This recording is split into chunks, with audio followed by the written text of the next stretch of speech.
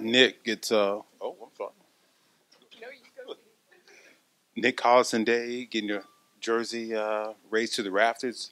At what point in your career did you imagine this was going to take place? I think the day they told me that it was going to happen, I could have never expected something like this. But it's really a special night for me and my family, and it's been a long run, and to be able to have the career I had here, and then have a celebration like that, I feel very fortunate. That kind of goes without saying, but it's amazing for me.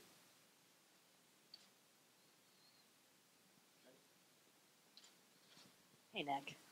When the franchise made the move here, obviously a very tumultuous time. You were one of the few players that had roots in Seattle. Mm-hmm. Made the move, though, and I never remember any grousing from you. But how did you sort of approach that, and how do you look back on those days now? Yeah, it was difficult because I liked where I was at, and it's just when franchises move, it's not easy for anybody, and it's a difficult thing. And I liked where I was at, and the team ended up moving, and that's the way the business works. And then luckily we came to a great place, and it's worked out incredibly for me and the team since then. And really learned to love it here, and people have been great to me, and they were great to us from the very first day, and ended up becoming a pretty special thing coming out of a thing that was difficult at the time. So again, I've been really fortunate the way things worked out for me.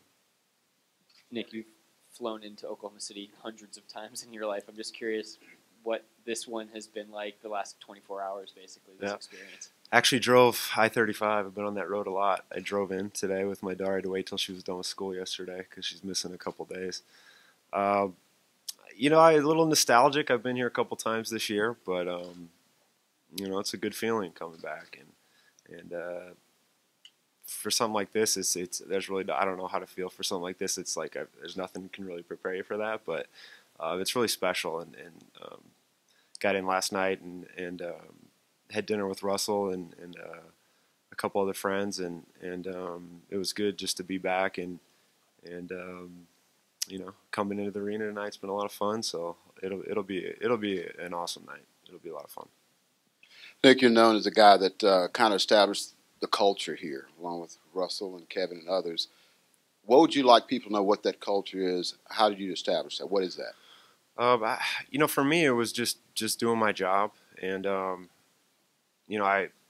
whatever experiences I had before I got here, the way I viewed playing and my job as a basketball player was to do as much as I could and do whatever it took to the best of my ability to help the team win. And I think you just do that day after day, and I think that's what the culture is here, is just doing the work day after day. And we started from scratch. Everybody knows the story, but we weren't very good, and we had a lot of things to prove, and we just did it by doing the work, over and over again. So I think that's kind of what it is there's really no magic to it, but you have to be able to accept responsibility and do the work.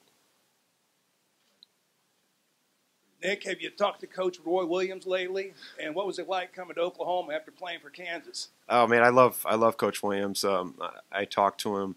I've talked to him a couple months ago. He just had an incredible impact on my life and as a person and as a player. I think the things I was able to do when I got to the NBA, a lot of it is because I had really good habits and I knew how to do a lot of these things, and I knew how to push myself and compete and not give in, and I learned almost all of that in college playing for him every day. So he has had an incredible impact on my life. Nick, congratulations. Thank you. Got a lot of questions about that, but you've been around this team and this organization more than anybody. I wanted to get your thoughts on what do you think it is that this team is struggling with when you watch them in terms of like when they have their lows this season. Mm-hmm. When you were here, when you had lows, what do you think the team is battling right now? Well, I don't watch it as closely as obviously I did when I was here playing. I watch most of the games. I'm very close with the team and what's going on, but to not be in that locker room, it's really hard to say because it is a different thing. That's what I found is it's not there's nothing like being in there and being there day to day and having the pulse of what's going on. But I'd say we've had stretches like this in my time here too. I mean, we we always had times where we didn't play as well throughout the year. And I think the team, what I like about this team is it seems like we got our edge back, and it reminds me more of Thunder basketball. And I think we didn't have that at the end of last year. I don't think we had it in the same way that we had always had it before, where the team just comes out and competes and plays. And I think it's been a good year, but it's they're struggling now, and that's part of it though. It's a long haul, and I think this time of year sometimes you can have some downtime where you don't play as well, but hopefully they can get it going here towards the end. Nick, this is sort of a Roy Williams follow-up. You were the last active NBA player while Roy Williams was at Kansas. When you hear that, what does that make you think about? Well, I mean, there's been a lot of guys to go to Kansas and play in the league, and Coach has had a lot, and he's had probably just as many at North Carolina now. But I think, like I said earlier, I think he just playing there and playing in that program had prepared us for a lot. And so there's been a lot of guys that come through there and have had a lot of success. And I miss being around Coach every day, but it's really cool to see the success he's still having. Hi, friend. Congrats. Hi. So Thank excited you. for you. We've been talking this week kind of about our favorite Nick moments on the court through your career. Now that you've had some time off, have you had a chance to think about any favorite moment? Like, I always loved watching you battle Zebo, or anybody in particular that you loved going against during your career. I just think, those playoff games, getting ready for those, and how I played on teams that didn't make the playoffs for a while. My first year in the league, we made the playoffs in college. We had success, and I just always felt like that's how it would be. And then we went a long stretch without making the playoffs. So to get back, to build to the point that first year when we got in, we played the Lakers was huge, and just playing in front of that crowd and playing important basketball like that and having to rise to the occasion and play well. I think, like you said, battling Zebo, Memphis, all those series, playing San Antonio, Dallas, we had a lot of those battles, and there's a lot of guys that play in this league for a long time and don't ever play important games like that. So to be able to play in so many of those, I don't have specifics, but I think that was the best part of my career, my favorite part. Nick, I know you spent a lot of your childhood in Fort Dodge, but high school all in Iowa Falls, which is even smaller than I thought it was. I mean, It's like Perry small. It's like 5 stoplights, I think. That's 4 or like my 5. hometown. Yeah. We got you by 1. Okay, is it 5? I should go count. I'll go count because I say that a lot. I could be wrong. Maybe they have like 7. I don't know. Yeah. Okay. But the idea that I know you go back there a lot. So I mean, like where you're from it's with you all the time. But do you appreciate in maybe a way that you can articulate what it is to be from a small town and to have done what you've done, the years in the league, and now to have your number retired? Yeah, I think it's interesting. The league is full of guys that came from different places, and there's guys that come from inner cities. They come from Europe. They come from different continents. And then some guys come from small towns too in the U.S. And I've played with guys from all over. I think for me, it seemed kind of far-fetched to be able to play in the NBA. There's just the best player in my school played Division II, and it just like I just wanted to play for my high school team. And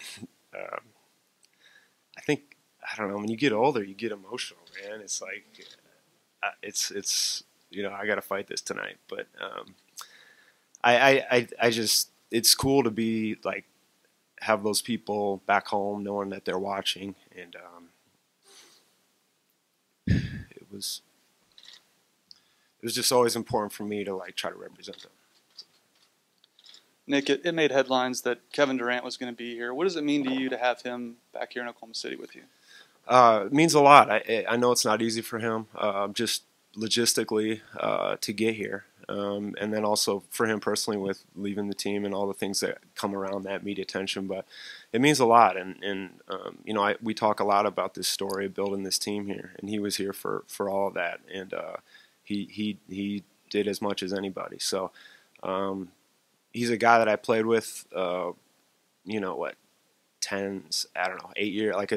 like as long as almost anybody. And, we have a ton of memories together, a ton of those battles together, those shared battles. And it meant a lot to me. It'll be cool to see him tonight.